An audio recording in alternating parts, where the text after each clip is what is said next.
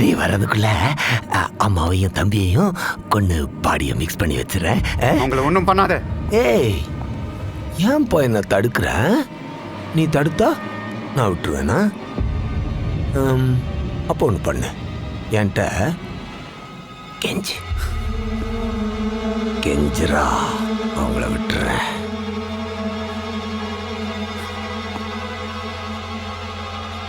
Please.